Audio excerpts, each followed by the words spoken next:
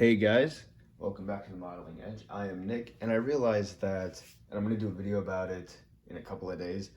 I've been so busy with the holidays, one, working at the hobby shop, doing commission paints for customers and everything, that I realized I didn't make any videos about the 1/144 scale projects that I did. I did build them up. You can check them out on my Instagram or on my Facebook page. Links to both will be in the description below. But today I just wanted to do a quick look at this kit. This is just going to be a cockpit video. If you want me to build the rest of the kit and you'd like to see that, just let me know in the comments below and I'll film it.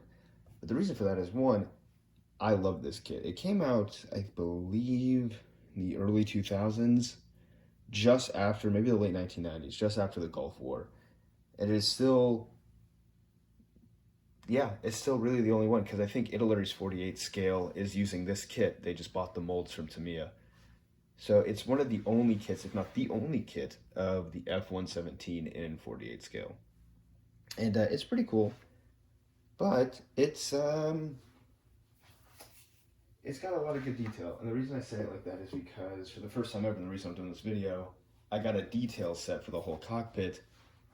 And I'm not sure if I'm going to need all of it, but I'm going to use it all just for the video. But something's cool that come in this kit is this neato. It's just the normal Tamiya write-up on stuff, just how to cement the kit, how to cut pieces, just basic hobby tools. But they put it on this really nice cardboard and stapled the fuselage to it. So I'm going to be putting my Nighthawk over this just because I think it looks cool. It's a neat little work mat. And the fuselage is massive. So before I show you the cockpit stuff, another important thing to note, it does come with a full 48 scale Hummer, which was a brand new kit at the time this kit came out.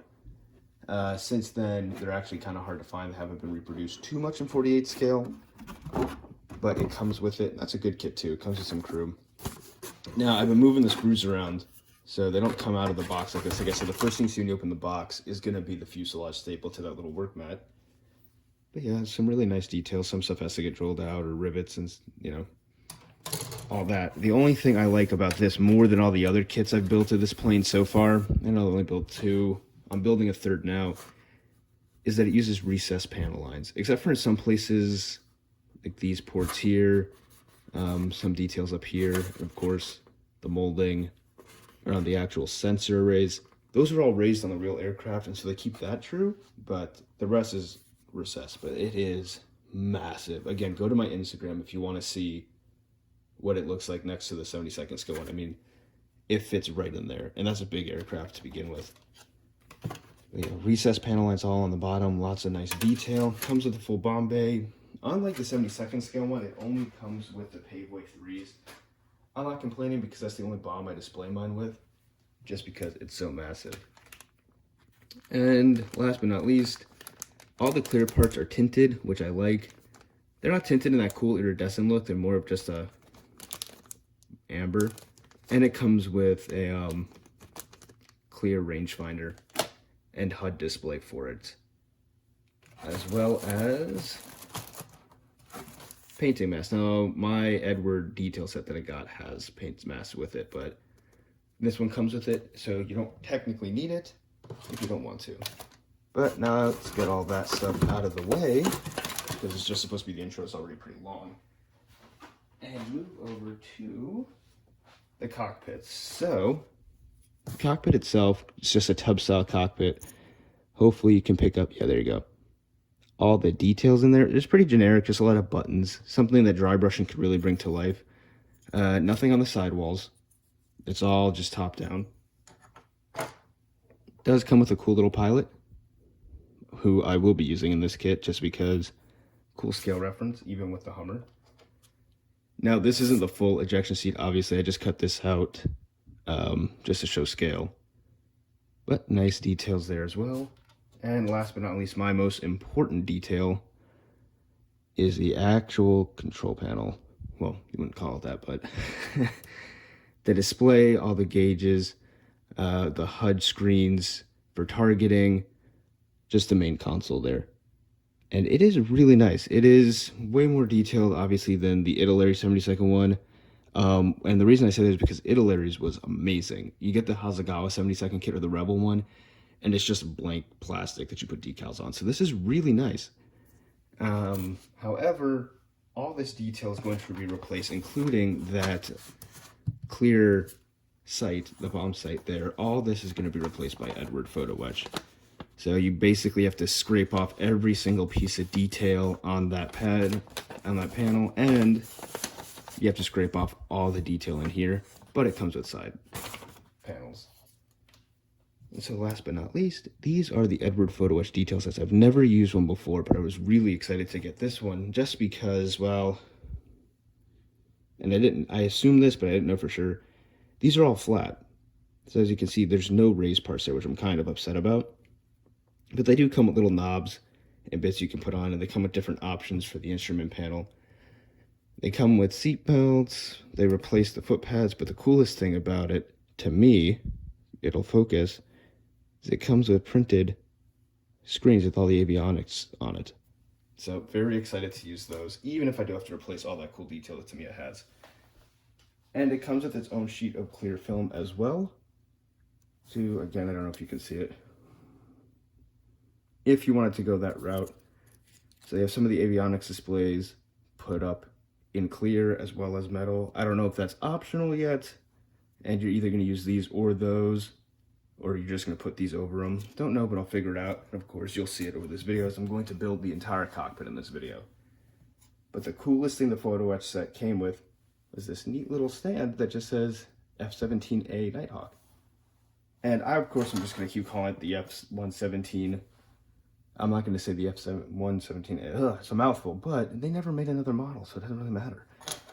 It's one of those aircraft that, again, if I build the whole thing, you want to see it, I'll go over through the combat history, its role in the Gulf War, because it was really special, even though it wasn't popular. But yeah, it never got updated. It fought in this one conflict, as well as, I forget what it was, Just Cause in Panama, and that was it. 2 combat engagements, and then it was retired. But yeah, so really excited. Stay tuned. I'm sorry this intro was so long if you want to see it, or you can skip to the end and see what the final detail looks like. But if you've never done an Eduard detail set or completely changed cockpit detail like I haven't, hopefully this will give you some tips on how to do it. And hopefully, I don't know, I hope I don't mess it up. And I hope I don't change your opinion on them, because I think they're really cool sets, but we'll see how it goes. Okie dokie, so built the ejection seat. Couple parts. I think it's 3 for the seat itself, the 2 parts up here, the parachute assembly, and then this little thing on the end. So it went together pretty nice. And now I have to start grinding. I was going to paint I was going to paint the cockpit, but I realized if I do that and then grind all this stuff off, it's just going to be a mess. And I'm trying to match this color here. Anyway, they had a sort of blue-gray to a dark navy blue cockpit in the Nighthawk from what I've seen.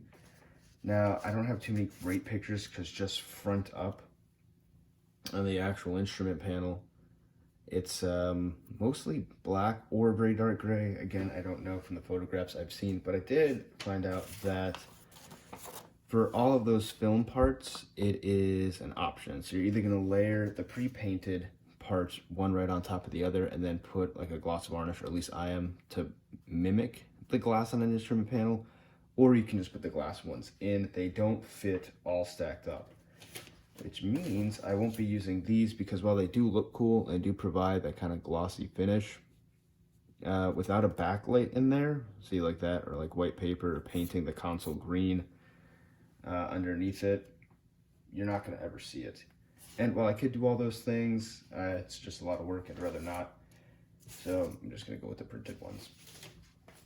Now I'm going to do my least favorite part of this whole thing, which is pretty much grind literally everything off of this panel.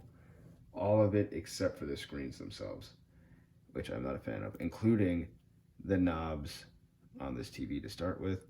And to do that, hopefully it's going to focus, I'm just going to start gently scraping everything off.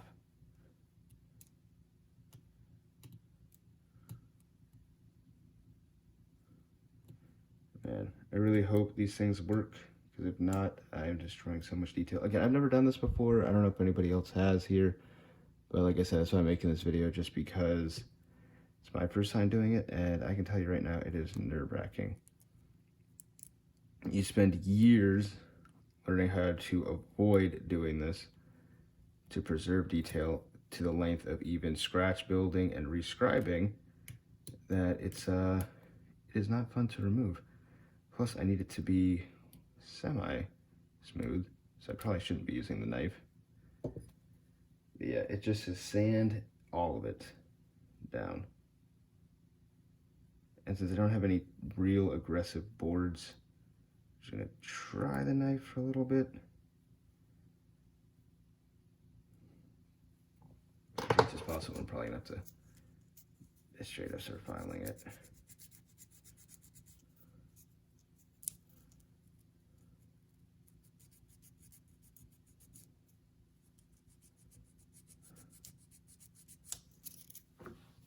I don't know if the camera's picking any of that up, so let me zoom in.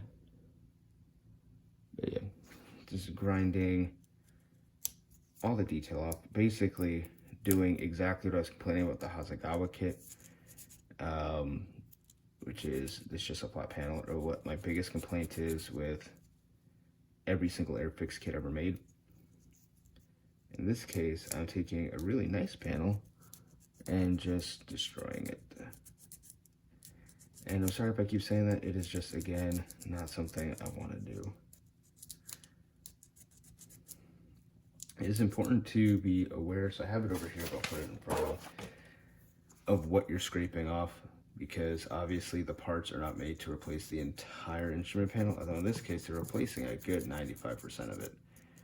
But on other sets that I've seen people build here on YouTube or on Instagram, or people have talked to at the store, they don't really always replace every single detail, so be careful. Also, Tamiya's glue, which is, as most of you know, just a chemical solvent. It's an acetone solution. It's gonna really come in handy here. And the reason it is because for any real pesky parts that I can't sand confidently without destroying some piece of the kit, you can just melt them down. Of course, that is not the ideal, so that's for after I've scraped everything I'm gonna do. I'm not gonna do it now because then I risk damaging the detail I will need later to mount the metal parts to. Yeah, this is really not great. What might be better in this situation would be a very light Dremel or hand drill, or as they suggest, a metal file, which is super aggressive. In fact, I do have metal files. Yeah, so that's it so far. I'm gonna get the metal files out, and essentially I have to do the same thing in here, which I'm not a fan of. Alrighty, so making quick work of these panels just by using these metal files here. As you can see, the gloss on this piece is, there it is, focused. That's just acetone. I'm trying to melt down some of the debris from what I just did, and I do not like this at all. Now, I know the point is none of this is going to get seen afterwards, so it's just to make it a flat surface for the metal, but I do not like seeing such scars. But, yeah, so hopefully that'll be able to pick this up. I've just been going in and just really harsh, almost. Well, not almost, it was very harsh, just breaking it down. For a bigger piece, and now another thing I like about it is, while I like all these dials and buttons and that weird candy cane like tube at the back, it just adds a lot of character to the aircraft. Like for me in scale modeling, anything that brings attention to the eye is good. The position of these buttons in some places, especially that weird hose there, is based off of older aircraft that Tamiya knew of at the time that they made this kit. And we're just using that as a go forward point, because they didn't have a really great idea of how the cockpit would look like exactly. They knew the basic layout, they knew what the instrument panel looked like, but like I said, there's very few great pictures out there of this cockpit. More so now than at the time, I imagine. So at least the Eduard set, which was made in 2004, is a little bit more accurate. Of course, at that point, the aircraft would have been, well, it wasn't actually decommissioned, it was still technically in the Air Force, but it was no longer secret and the technology was no longer considered vital. So they were able to research a little bit better than the original Tamiya sculptors, which I suppose is a nice touch. You know, you don't only get that visual level of detail from the Eduard kits, but in this case you're also getting a little bit more accurate version of the cockpit, and that tube is really just not going down. Yeah, that's pretty much this panel. The instrument panel was a lot harder than these two were, these two side consoles, just because it was so hard to file around everything. But on this one, Eduard is pretty clear, just to get rid of everything. So I'm going to try to the best of my ability. Try to get a good angle on this thing.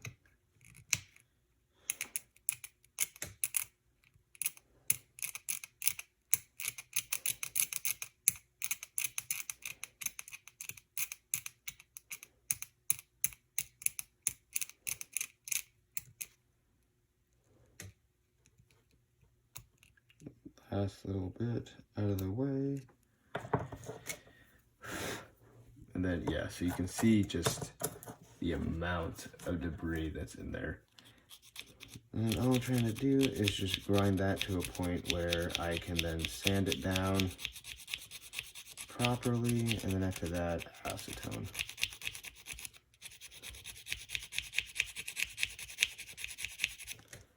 It's pretty flat to me.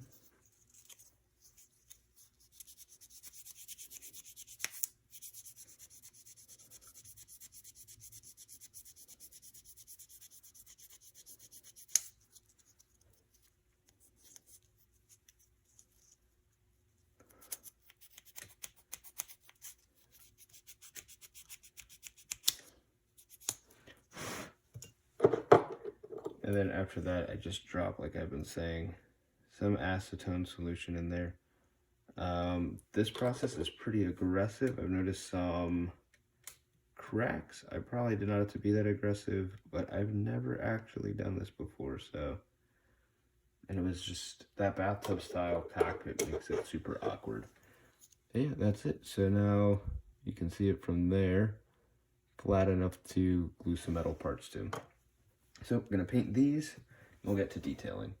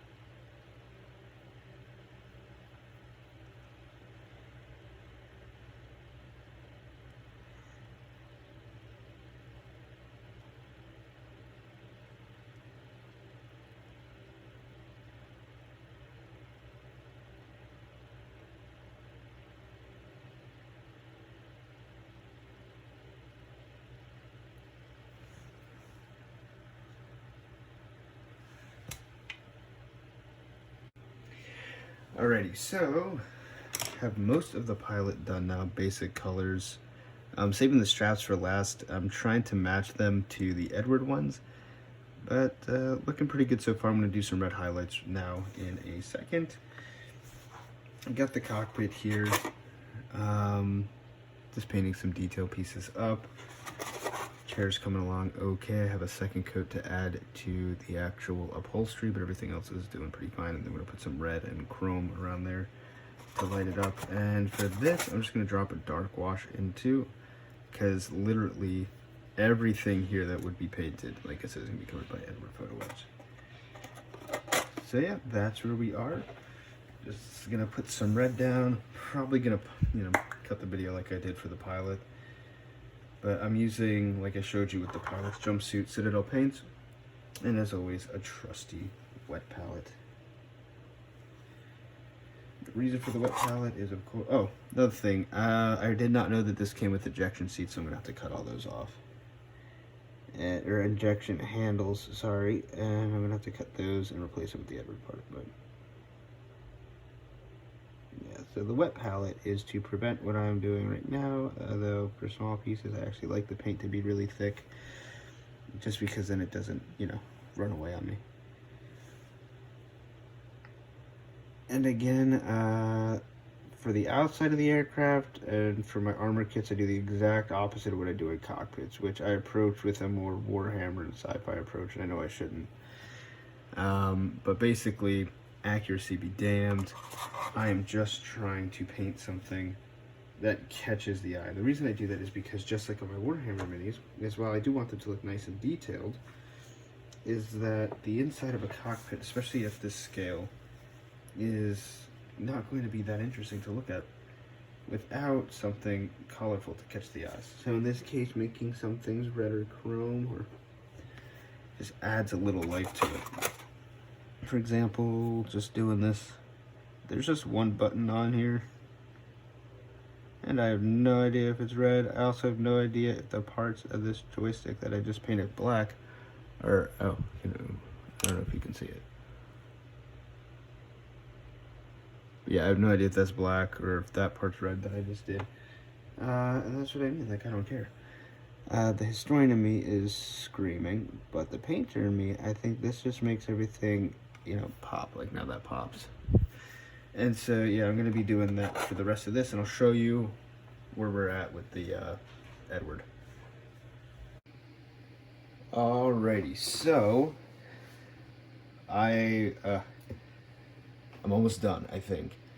Now, this is incredibly nerve-wracking, and it is pretty awful, and you can see where the glue has spilt over when I go like that, and you can see the lights. I'm going to have to matte all this down, but here's what the panels look like installed. And there's the photo etch on right there. So they look pretty good. They made it well. Pilot's done. I tried to match the color like I said I would. Got a cool little decal on there. Hopefully that shows up. It's just a skull and wings.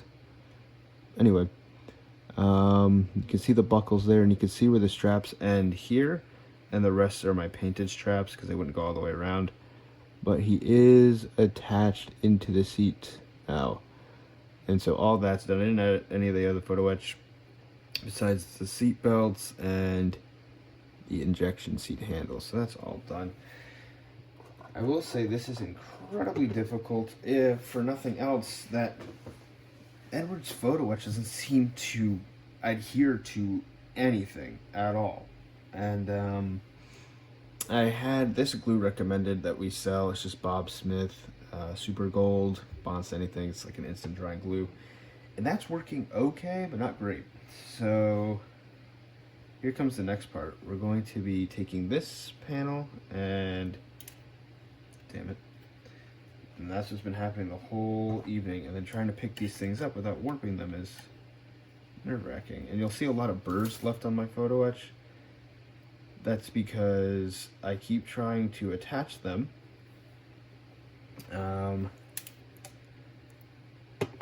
or trying to clean up the burrs, and I can't seem to clean them up without, and this is just getting so annoying. Okay, so there's that. And there seems to be some cool places you could just put glue with no consequences on these, like this whole metalled out section. And so I'm going to try to just put a little bit of glue. And with the Bob Smith stuff, it's like water. It flows like Tamiya glue. It's just a crazy CA. And so I'm just going to try and hit it there. And then move some of that up into the parts where I know be contact points. I already see it trembling a lot. Don't have a lot of faith in what I'm doing.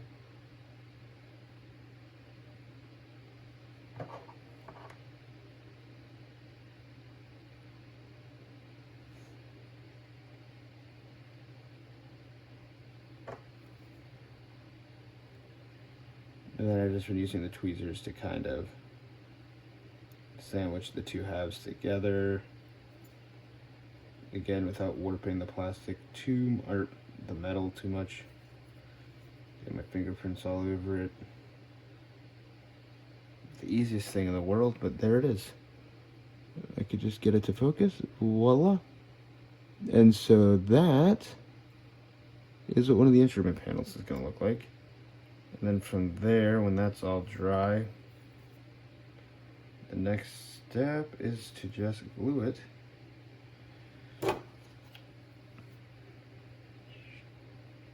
straight down to the original Tamiya instrument panel, which again, you can see all kinds of gaps in there, and it is not going to go well. So far from this experience, I can say the details are cool. It is there. I can see why people use these so much. But it is, in my experience, for the first time, there is a big learning curve. And I was so happy to have that customer recommend something to me, because I was trying it this morning, and nothing was happening, and this glue has a learning curve. I've never used this before. For my other photo etch, I've been using either Loctite or Bob Smith's Instacure, which is an instant drying glue, and the reason that's so nice is that the metal pieces just kind of mate to the plastic right off the bat. Also, one of the things I suspect could be the culprits here for bad fit, which I don't experience with Loctite, but could be the reason why Bob Smith isn't doing so hot, is that all of these parts are painted that I'm trying to glue these things to, and generally speaking, that is a big no. You don't want to do that. Now, for CA glues, they will bond to almost anything, so I didn't think much of it, and I kind of wish I had thought a little bit of it. Yeah, so there's one half of the panel, and all the pieces are going to be like that, stacked on top of each other and then glued directly over top the Tamiya parts. So I'm going to do that off camera just because it is incredibly difficult, and I know this video is all about these parts, so I apologize, but right now I really underestimated how difficult this would be. So for anybody who's new to doing Eduard parts, just I'm not saying don't do it, just be aware that the learning curve's pretty steep. It's nothing crazy compared to other modeling techniques. I really underestimated how easy it was going to be to just glue stuff together. So I'll show you what it looks like when it's all done, and everything's put into the cockpit tub. Alrighty, sorry I didn't show it all on camera, but like I said, I even lost a few parts. But here's the finished panel, and so when you look at it like this, glossy and terrible, so I'm going to mat it down and then just add gloss to the gauges. But if I can get it to maintain focus, I mean, look at that. That is a really beautiful panel. I love the Eduard photo etch set. It's just very difficult to work on, so I might have to do it a couple more times before I get it just right, but it looks pretty damn amazing. And so that completed with this. Really nice. So I'm going to glue all the sub-assemblies into the cockpit, and then I'll show you the final result. Alrighty, so here is the final reveal. Now, I might mat some more stuff down, like I said, on the panels where you can clearly see the super glue, and gloss his visor.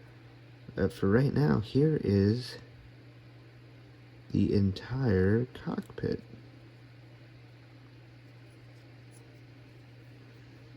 everything fits nicely. Of course, it's a Tamiya kit, but I really like the instrument panel. I think I was wrong.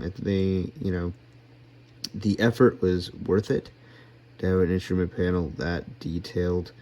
Of course, all the sidewalls and everything else. I mean, it is just beautiful. I know this probably wasn't as helpful as I wanted it to be to guys trying out the Edward stuff, but like I said previously, and I think the final results speak for themselves here, especially when this is inside the fuselage, and I can show you that in a second, that it was by no means easy or even enjoyable at times.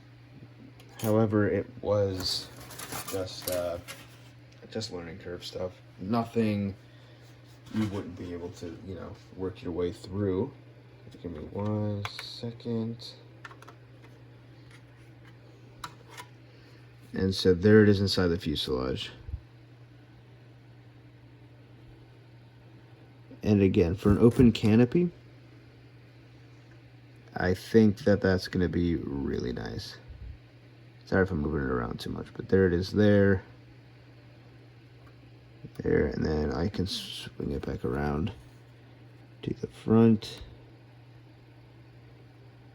And look at that. So it adds an incredible amount of detail. I'm really happy with it. Thank you guys so much for watching. Like I said, I apologize if it wasn't as informative as I wanted it to be, but as always, I appreciate the support. Like if you enjoyed the content, or subscribe if you want to see more. And if you want to see me do the complete build of the Nighthawk, just let me know in the comment section below and I'll film the rest of it. But as always, have a great time, and thank you so much for watching.